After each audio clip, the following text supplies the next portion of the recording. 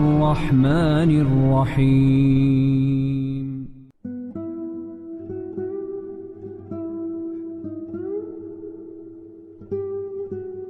Pembahasan di malam hari ini kita akan mengambil ibrah dan pelajaran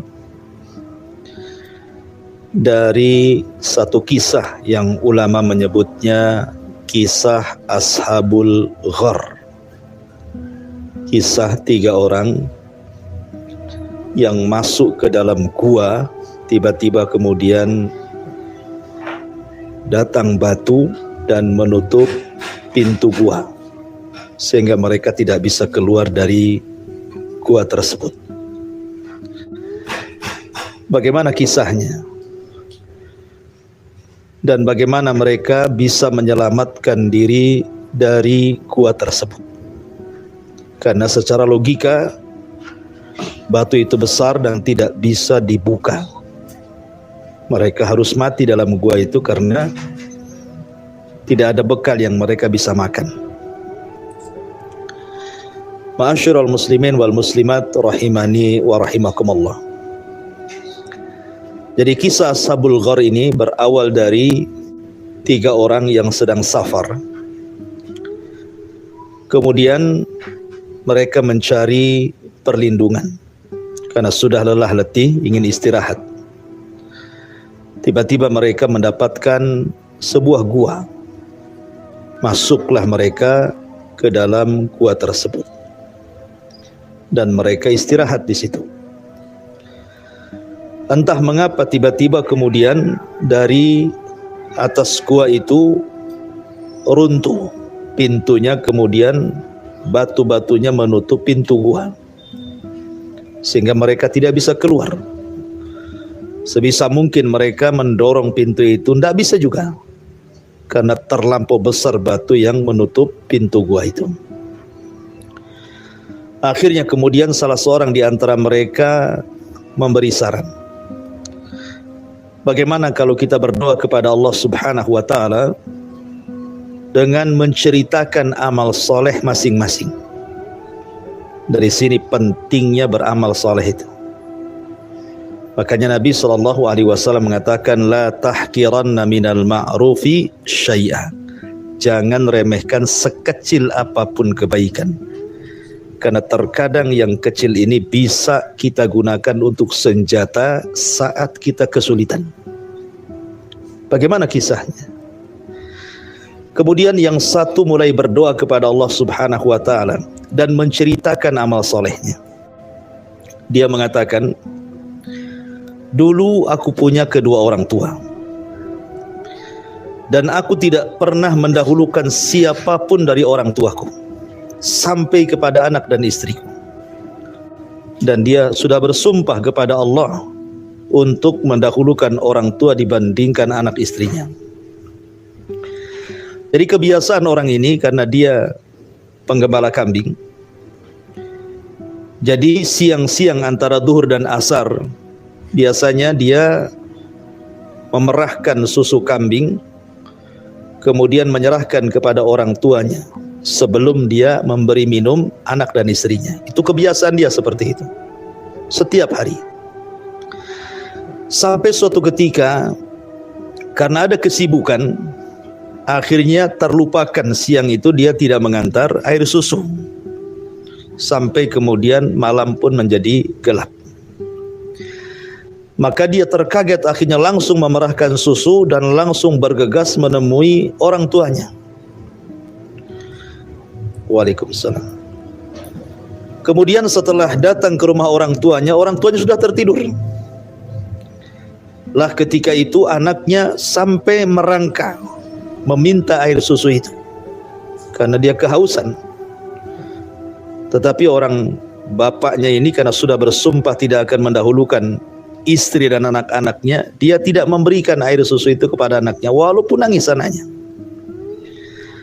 Kemudian karena melihat kedua orang tuanya sedang tidur, maka sebagai balasan karena dia sudah melakukan kesalahan, harusnya siang-siang dia bawa susu itu, tetapi karena malam, akhirnya dia pun mengadab dirinya, mengiqab dirinya, menghukum dirinya dengan berdiri di depan orang tua yang masih tidur. Sampai kemudian pagi hari orang tuanya bangun, kemudian dia serahkan air susu itu. Kemudian barulah dia memerahkan untuk anak dan istrinya. Kemudian dia mengatakan, ya Rabb, kalau amalan saya ini mendahulukan orang tua saya dibandingkan anak istri saya ini bagian daripada ibadah dan ada pahalanya, farrij anna ma nahnu fi, tolong bukakan pintu gua itu. Subhanallah, dengan izin Allah subhanahu wa ta'ala, tiba-tiba pintu gua itu bergeser. Masalahnya cuma sedikit, mereka nggak bisa keluar. Ya. Kemudian akhirnya yang satu mulai berdoa lagi. Orang kedua ini menceritakan amal solehnya. Dia mengatakan, ya Rabb, dulu aku tertarik dengan anak perempuan pamanku karena kecantikannya yang luar biasa. Aku coba goda dia, tidak bisa. Aku iming-imingin harta, tidak bisa. Aku lamar juga, tidak mau. Tetapi aku cinta dengan dia. Tetapi gadis itu tidak mau juga. Dengan berbagai macam upaya supaya gadis itu mau, tetap tidak mau. Dan gadis itu adalah wanita salihah yang menjaga kehormatan dan kesuciannya dan sangat menghargai keluarganya.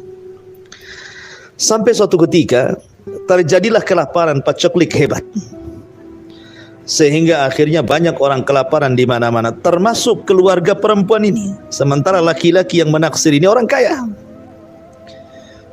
Maka tiba-tiba kemudian tidak disangka gadis itu datang meminjam uang untuk keluarganya.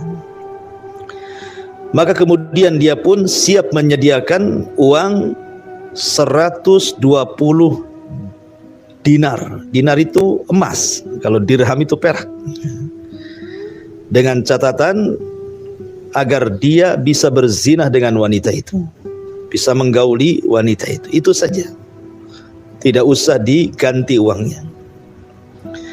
Akhirnya sepakatlah, terpaksalah wanita itu menuruti keinginan laki-laki ini. Karena apa? Dia mengingat bagaimana kondisi keluarganya yang kelaparan. Mau tidak mau harus dilakukan, mau pinjam kemana lagi? Akhirnya di malam itu ketika hendak terjadi perzinahan, sudah sama-sama membuka pakaiannya dan hampir terjadi perzinahan, wanita ini mengingatkan laki-laki dan mengatakan, ittaqillaha ya fulan, bertakwalah kau kepada Allah wahai fulan. Ketika dia mendengar wanita itu mengatakan seperti itu, maka laki-laki ini langsung kaget, kemudian takut, dan dia pun langsung menyuruh pergi wanita itu dan membawa semua pinjamannya tanpa harus dikembalikan. Dan dia mengatakan dalam gua itu, ya Rabb, kalau afaf, menjaga kehormatan kepada wanita ini sebuah ibadah, ada pahalanya, fafrij anna ma nahnu fi, tolong geserkan pintu gua itu. Akhirnya kemudian tergeserlah pintu gua, tapi juga tidak bisa keluar, ya, karena baru sedikit masalahnya. Nah, sekarang sisa orang ketiga nih. Akhirnya dia berdoa kepada Allah subhanahu wa ta'ala, ya Rabb, dulu aku orang kaya, aku punya kebun, dan aku banyak sekali pekerja yang bekerja di kebunku. Suatu ketika di saat mereka gajian, maka aku bayar seluruh karyawan yang bekerja di kebunku, kecuali satu orang enggan, dia tidak mau digaji. Dia marah karena merasa kurang dengan gajinya, dia pengen ditambah. Akhirnya dia tidak mengambil gajinya, kemudian pergi, ya. Dan aku merasa bersalah, maka gajinya orang ini kusimpan. Kemudian aku belikan 2 ekor unta. Kemudian karena lama datang orang ini, akhirnya unta ini beranak, kemudian beranak lagi, sampai akhirnya unta itu 1 lembah, banyaknya itu. Tiba-tiba sudah berapa puluh tahun orang ini pergi, mungkin dia berhajat untuk mengambil upahnya, mungkin dia sedang kesulitan, datanglah dia kepada orang tadi dan meminta gaji yang dulu pernah hendak diberikan tapi dia enggan. Tiba-tiba kata orang ini, gajimu ada di lembah katanya. Akhirnya dibawalah ke lembah, rupanya melihat ada peternakan unta yang banyak. Kemudian kata orang ini, itulah gajimu, ambil semuanya. Orang ini mengatakan, kau hendak mengejekku? Berapalah gajiku dengan unta-unta itu, katanya. Kemudian dia menceritakan, saat kau pergi, uangmu kebelikan unta kecil, 2 ekor, jantan dan betina. Kemudian kurawat sampai besar, kemudian beranak-beranak. Sekarang sampailah selembah itu untamu tuh. Itulah gajimu, ambil. Akhirnya diambil, kayalah dia.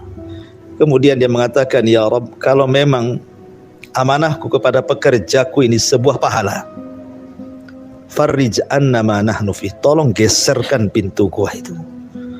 Akhirnya tergeserlah pintu gua, sehingga 3 orang ini bisa selamat dan keluar dari gua. Di sini ada 3 poin. Pertama, birrul walidain, berbuat baik kepada kedua orang tua. Yang kedua, al-afaf, menjaga kehormatan. Dan yang ketiga, menjaga amanah. Yang pertama, birrul walidain. Birrul walidain, berbuat baik kepada orang tua itu adalah ibadah yang sangat tinggi dalam Islam. Makanya kenapa Allah Subhanahu wa ta'ala selalu sebut satu nafas dalam Al-Quran antara perintah tauhid dengan berbuat baik kepada orang tua. Seperti Allah mengatakan, u'budullaha wa la tusyriku bihi syai'an wa bil walidaini ihsana. Sembahlah Allah, jangan sekutukan Allah, dan berbuat baiklah kepada. Lah di antara yang paling penting dari semua yang penting, ihsan, berbuat baik kepada orang tua itu adalah menjaga hati orang tua. Itu paling penting tuh. Nabi Yusuf alaihi salatu wassalam ketika dizalimi oleh 10 saudaranya, dia kan punya saudara 11, ya. Jadi sampai kemudian dimasukkan ke dalam sumur tuh, karena hasadnya saudara-saudara kepada Yusuf. Akhirnya datang para pedagang nyari air, kemudian nemu sumur. Rupanya setelah timbanya dimasukkan ke sumur, bukannya dapat air, dapat anak kecil pula. Akhirnya anak kecil dibawa ke Mesir, dijual pula jadi budak. Tetapi yang membeli orang kaya, namanya Al-Aziz. Maka Yusuf pun dibesarkan di istana Al-Aziz itu. Sampai singkat cerita, akhirnya setelah Yusuf besar, ganteng, kemudian istri Al-Aziz tertarik pula dengan anak angkatnya yang budak ini. Ketika hendak diajak berzina, Yusuf tidak mau. Akhirnya kemudian berakhir dengan masuk penjara. Di penjara ini Yusuf mentakwilkan mimpi orang-orang di penjara, sampai akhirnya mimpinya menjadi sebuah kenyataan. Sampai akhirnya raja bermimpi, kata yang dibebaskan dari penjara, saya punya orang ahli takwil mimpi, tapi di penjara katanya. Akhirnya raja memerintahkan Yusuf untuk keluar dan mentakwilkan mimpinya. Tapi Yusuf minta syarat agar kasusnya diungkap, karena selama ini dia difitnah. Ya, dia masuk penjara karena difitnah. Bukan dia yang ngajak berzina, istrinya Al-Aziz yang maksa sehingga dia masuk penjara. Singkat cerita, akhirnya Yusuf menjadi orang besar di Mesir. Bendaharawan Mesir dipercaya oleh Fir'aun di zaman Nabi Yusuf, dan Fir'aun di zaman Nabi Yusuf beriman, lain dengan Fir'aun di zaman Nabi Musa. Ya. Sampai akhirnya Yusuf pun ketika di hari paceklik semua negara kelaparan, negara Mesir aman damai, akhirnya diboyonglah keluarganya dari Palestina ke Mesir. Maka bapaknya diletakkan di singgasana. Lah Nabi Yusuf alaihi salatu wassalam ketika menceritakan kepada bapaknya, Yusuf tidak menceritakan bagaimana kelakuan saudaranya. Justru dia hanya mengatakan, qad ahsana rabbi, sungguh Rabbku telah berbuat baik kepada aku, katanya. Dan ketika aku bermasalah dengan keluargaku itu karena godaan setan. Yusuf tidak menceritakan kan hasadnya saudara-saudara. Kenapa? Karena Nabi Yakub, bapaknya sudah tua. Kalau dia ceritakan keburukan saudara-saudaranya bisa sedih kan? Jadi Nabi Yusuf itu menjaga perasaan orang tuanya. Makanya saya sarankan antum seorang anak ini, ya ibu-ibu, anda ini, kalau ada masalah jangan curhat dengan orang tua. Ini mangga gitu, ada masalah dengan saudara, orang tua jadi curhatan. Orang tua ini kepikiran, akhirnya kepikiran anaknya stroke mati nanti. Nah, siapa yang menjadikan dia cepat mati? Anaknya kan. Ya. Jadi sesusah apapun anak itu, jaga perasaan orang tua. Walaupun Anda ada masalah, janganlah kemudian masalah itu ditampakkan di hadapan orang tua. Anggap nggak ada masalah lah, masalah ditanggung sendiri gitu ya. Supaya menjaga perasaan orang tua. Begitulah Quran mengajarkan kepada kita. Jaga perasaan orang tua kita. Makanya ada satu kasus di zaman Abdullah ibn Umar radhiyallahu anhuma, ketika ada orang haji menggendong orang tuanya dari awal haji sampai akhir haji itu berapa hari? 5 hari. Ada tawafnya, ada sa'inya, ada lempar jumrahnya, lelah. Jangankan lagi semua manasik haji, tawaf keliling saja udah capek. Itu ndak bawa apa-apa, kita udah capek itu. Ini orang ini gendong orang tuanya dari awal manasik haji sampai akhir 5 hari itu. Nah, kita bisa bayangkan lelah letihnya dia menggendong orang tua selama 5 hari menunaikan manasik haji, dari sa'inya, dari tawafnya, dari melempar jumrohnya, dari mabitnya dan begitu seterusnya gitu ya. Setelah haji dia datang kepada Ibnu Umar bertanya, "Wahai Ibnu Umar, cukupkah aku berbuat baik kepada orang tuaku dengan seperti ini, menggendong orang tuaku haji sampai selesai?" Kata Abdullah bin Umar, "Tidak. Walaupun satu hentakan nafas orang tua melahirkan dirimu, kebaikanmu belum ada apa-apanya." Lihat, satu hentakan orang tua melahirkan kita itu belum ada apa-apanya dengan kebaikan anak menggendong haji orang tuanya tawaf ke sana kemari.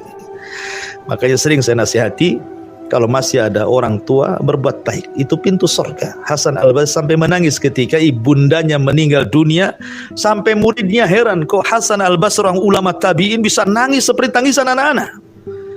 Ketika ditanya, "Ya Imam, kenapa kau menangis seperti ini?" Kata Hasan al-Basri mengatakan, "Demi Allah, dulu sewaktu kedua orang tuaku masih hidup, terbukalah 2 pintu surga bagiku. Sekarang salah satu pintu itu sudah tertutup, tinggal satu." Yang menunjukkan apa? Orang tua itu pintu menuju surga. Jangan disia-siakan. Ya, di zaman sekarang tidak. Bahkan saya lihat di YouTube itu ada anak gugat waris malah. Gitu kan? Anak loh, orang tuanya ngutang itu ditagih kayak ngutang, jadi debt collector kita sama orang tua. Ya. Padahal kita loh, badan kita ini, jangan cerita harta, badan kita lo milik orang tua. Makanya Rasul mengatakan, "Anta wa maluka li abi," kamu dan hartamu itu milik bapakmu. Jadi kalau orang tua mengambil harta kita tanpa izin, itu hak dia. Ya, hak dia mengambil harta kita. Jangan dianggap hutang, jangan dianggap apa-apa. Ya, karena bagaimanapun kalau bukan karena kedua orang tua, Anda nggak lahir ke sini.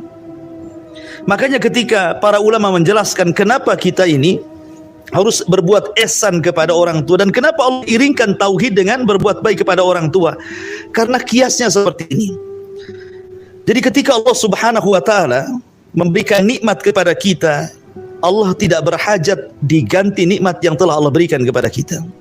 Ketika Allah memberikan makanan, memberikan minuman, tempat tinggal, nikmat yang sudah kita rasakan hari ini, Allah tidak berhajat mengembalikannya sama sekali. Allah hanya minta kepada kita syukur saja, bersyukur dengan sholat dan begitu seterusnya gitu kan. Lah orang tua juga sama. Kalau orang tua yang baik itu mereka sampai rela loh, orang tua itu mendidik kita, jual sawah, jual rumah, kadang menyekolahkan tinggi-tinggi, biar kondisi anaknya jangan seperti orang tuanya. Kadang nggak berpikir orang tua itu nyari ke sana kemari supaya anaknya sukses. Ya. Karena orang tua itu tidak pernah memandang titel anak. Mau Anda ini seorang insinyur, pilot, dokter, mau menteri, mau presiden sekalipun, orang tua itu tidak pernah melihat titel kita. Orang tua itu hanya satu, Anda ini anaknya, itu saja. Di mana-mana orang tua itu seperti itu. Ya. Artinya bahwa kisah ini mengajarkan kepada kita tentang birrul walidain, dan birrul walidain salah satu jalan menuju surga. Ini yang pertama. Yang kedua, kisah ini mengajarkan afaf. Ini anak muda yang belum kawin ya. Ini penting afaf, menjaga kehormatan. Karena ada sebuah hadis Rasul mengatakan, "Sab'atun yudhilluhumullahu fi dhillihi yauma la dhilla illa dhilluh." Nanti pada hari kiamat itu matahari kan didekatkan tuh, 1 mil di atas kepala. Keringat bercucuran, sampai dijelaskan dalam hadis itu, saking banyaknya keringat itu, kalau seandainya ada kapal lewat itu bisa jalan di atas keringat itu. Itu nanti di padang mahsyar itu. Tetapi 7 kelompok ini dia tidak akan tersengat matahari kepalanya. Kenapa? Ada naungan. Yang tidak ada naungan kecuali dengan Allah kala itu. Siapa 7 golongan ini? Salah satunya adalah warajulun, dan seorang laki-laki, da'athu imra'atun, ada seorang wanita mengundang dia untuk berzina. Dzata mansabin wa jamalin, wanita ini wanita terhormat lagi cantik. Ya. Anda ini nggak cantik saja mau diajak zina. Ini cantik lagi, terhormat lagi, diundang lagi ke rumahnya gitu kan. Tiba-tiba laki-laki ini mengatakan, inni akhafullah, aku takut kepada Allah, tidak mau. Maka satu golongan ini yang seperti ini akan mendapatkan naungan arsy pada hari tidak ada naungan kecuali dengan Allah Azza wa Jalla.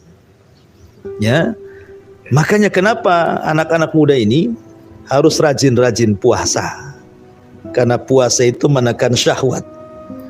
Ya, rajin-rajin bekam, ya kan, karena jalan darah itu tempat jalan setan, dibekam biar keluar setannya.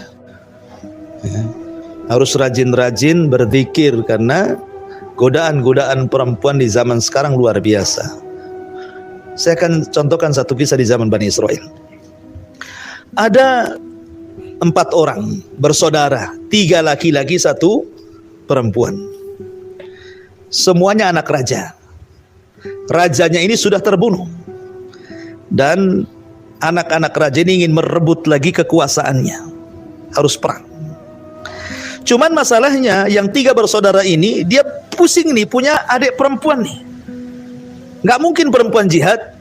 Akhirnya berpikir 3 orang ini cemana dititipkan ke siapa ini? Ya, saudarinya ini. Terpikirlah mereka untuk dititipkan kepada seorang rahib, pendeta. Di zaman itu kan agamanya Nasrani. Karena hanya pendeta yang bisa menjaga kehormatan. Datanglah kepada seorang pendeta. Awalnya pendeta itu nolak, tidak mau. Ya, takut fitnah, saya tidak mau katanya. Tapi karena melihat keluhan-keluhan 3 anak muda ini, kemudian dia mau berjihad, macam-macam, akhirnya diterimalah perempuan itu di rumah pendeta itu. Lah, rumah pendeta itu ada 2. Ya. Jauh, yang satu di sana, yang satu di sini. Jadi si gadis itu di rumah sana, pendeta itu di rumah sini. Jadi setiap hari pendeta ini ngasih makan pakai piring ditaruh di depan pintunya. Ndak diketoklah salam wala kalam, taruh gitu saja.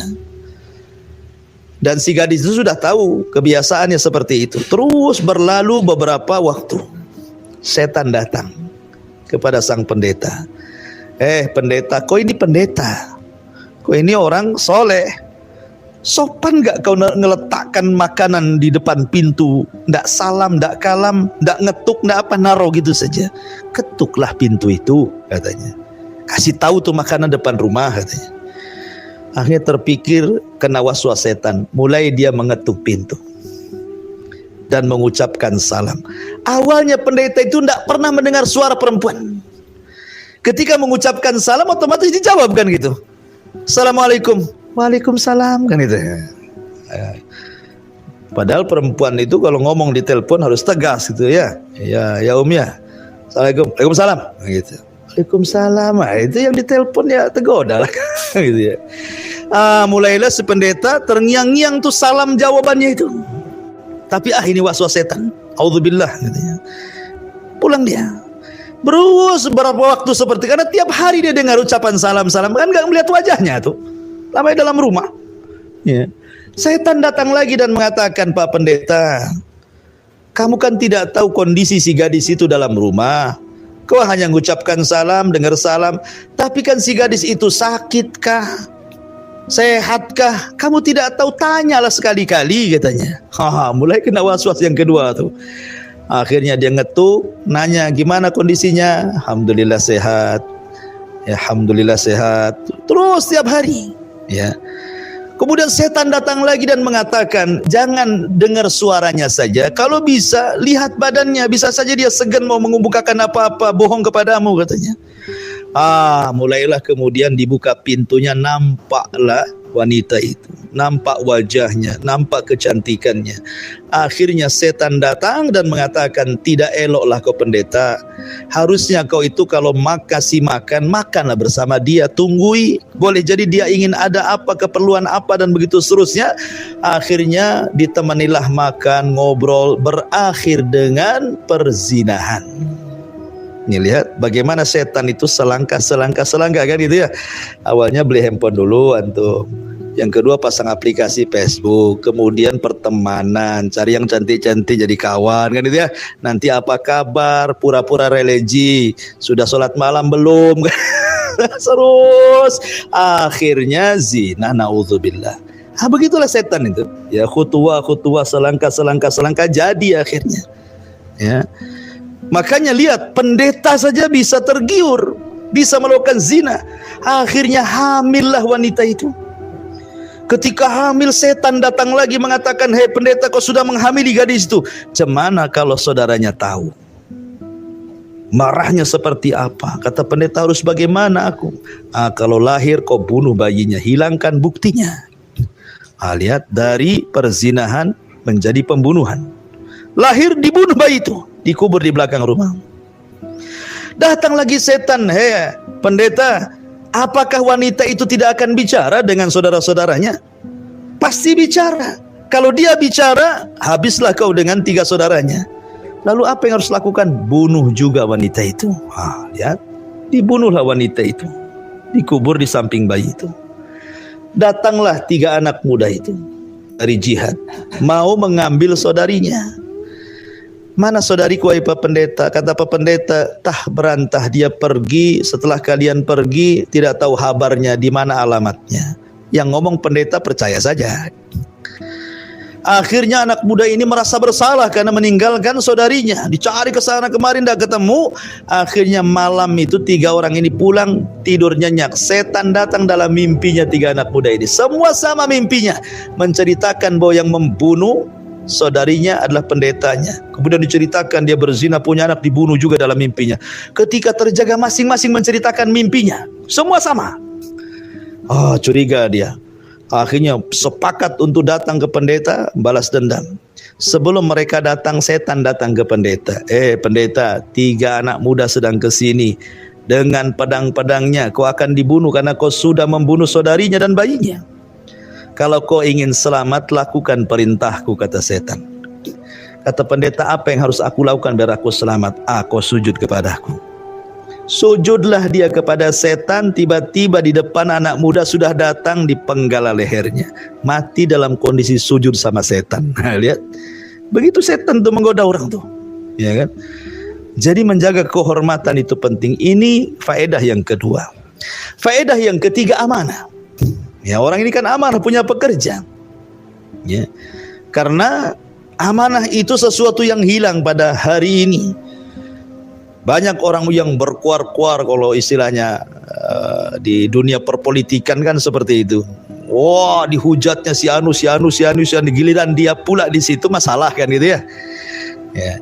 Artinya bahwa amanah itu sesuatu yang hilang pada diri kita. Hilang, ya. Banyak sekali hilang. Amanah uang, amanah jabatan, amanah harta, hampir semua amanah di tengah-tengah umat ini hilang.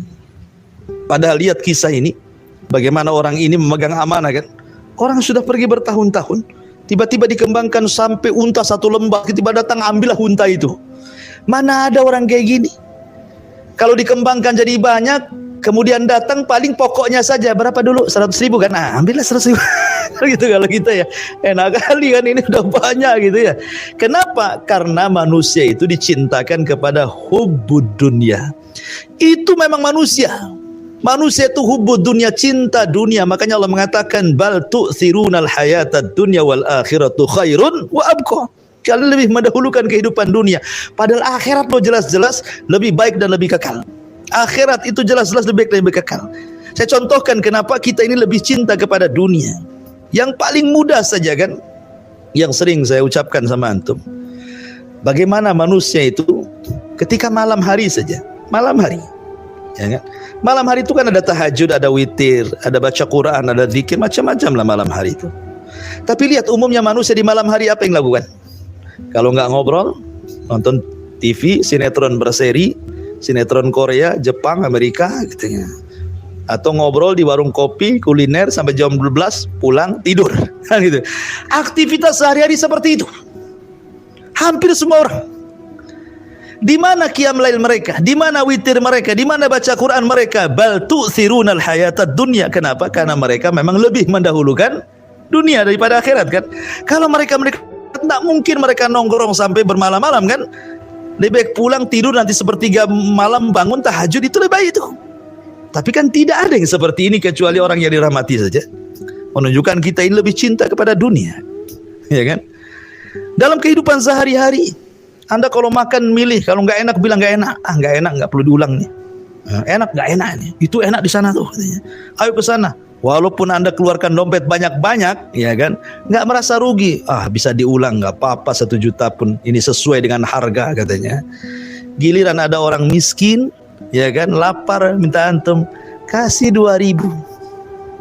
2.000 itu untuk korannya saja sama daun pisangnya, nggak ada nasinya 2.000 zaman sekarang kan gitu. Artinya sedekah itu sudah jelas-jelas sorga kan. Tapi Anda mengenyangkan diri di warung ratusan ribu itu sorga? Tidak. Artinya yang jelas-jelas saja pahala, kadang-kadang kita ini meremehkan tuh. Harusnya kalau kita makan daging enak, ngasih makan pun sama dengan yang kita makan kan, begitu harusnya. Karena itulah bentuk la yu'minu ahadukum hatta yuhibba li akhi ma yuhibbu li nafsi. Seseorang tidak sempurna imannya sampai mencintai saudaranya seperti dia mencintai dirinya. Kalau dia makan itu harusnya orang lain pun diberikan makan yang sama kan, seperti itu. Atau antum membeli pakaian, tentu yang bagus pakaiannya. Giliran ada orang susah, cari yang bekas-bekas yang sudah tidak muat, yang kadang-kadang kancingnya lepas satu nih, kasih kan itu ya. Enggak peduli kan. Lah itu menunjukkan kecintaan kita kepada dunia itu lebih dibandingkan akhirat. Ya, termasuk juga soal amanah ini. Ya, makanya sekali lagi ini 3 persoalan penting. Kemudian faedah yang terakhir, bahwa pentingnya apa? Tawasul. Di sini ada bab tawasul. Tawasul itu apa? Tawasul itu artinya kita mengedepankan amal soleh saat Anda kesulitan. Kan pasti suatu ketika Anda ini mengalami kesulitan, tidak mungkin tidak. Karena manusia itu kalau tidak tertawa menangis. Kalau tidak senang pasti sedih. Kalau tidak berkumpul pasti berpisah. Itulah kondisi manusia seperti itu. Nudawiluha bainan nas, hari itu diputarkan, kadang senang, kadang susah, kadang sedih, kadang tertawa. Ya kan? Kadang stres, kadang lapang. Begitu manusia. Ya. Lah, ada waktu-waktunya kita ini susah. Ingin mendapatkan pertolongan dari Allah, entah kita sakit parah, entah kita susah ekonomi, entah ditimpa masalah gitu ya. Bagaimana caranya kita keluar dari ini? 3 kisah dalam gua ini mengajarkan solusi. Bagaimana solusinya? Tawasul. Bagaimana tawasulnya? Ceritakan amal soleh. Pernah apa kita ini waktu sepanjang hidup kita ini pernah ngasih makan fakir miskin, pernah ngasih makan pengemis, pernah menyantuni anak yatim, pernah sholat, pernah berbuat baik, pernah apa coba di dunia ini? Ingat-ingat kebaikan kita itu saat kita sulit. Kalau kita ingat, oh ya saya pernah nih sedekah ke Masjid Anu gitu. Anda bisa tahajud tengah malam, sepertiga malam bangun, berdoa kepada ya Allah, saya kok sulit kali hidup ini. Saya dulu pernah beramal soleh ya Allah. Kalau memang amal soleh yang dulu pernah saya lakukan ini berupa pahala, tolonglah kesulitan hari ini, keluarkan saya dari kesulitan. Gitu maksudnya. Ya. Makanya kenapa di mukadimah tadi saya katakan la tahkiranna minal ma'rufi syai'a, jangan remehkan sekecil apapun kebaikan. Jangan-jangan yang kecil ini bisa kita gunakan tawasul. Tawasul untuk menghilangkan kesusahan dalam hidup kita. Ya Allah, saya sudah nggak dapat jodoh ke sana kemari, kok nggak ada tertarik. Ingat, oh dulu saya pernah nyantini, ya Allah tolonglah saya carikan jodoh. Adalah yang ngelamar, tapi kok hitam nggak cantik. Itu sudah jodohnya, ambil saja, bismillah. Ya, mungkin itu terbaik gitu kan. Jangan milih-milih akhirnya jadi jomblo kan, sampai tua jomblo paten katanya. Kawin. Wallahu a'lam, mudah-mudahan manfaatnya ini yang bisa sampaikan. Subhanakallahumma bihamdika asyhadu an la ilaha illa anta astaghfiruka wa atubu ilaik. Allahu ta'ala. Assalamualaikum warahmatullahi wabarakatuh.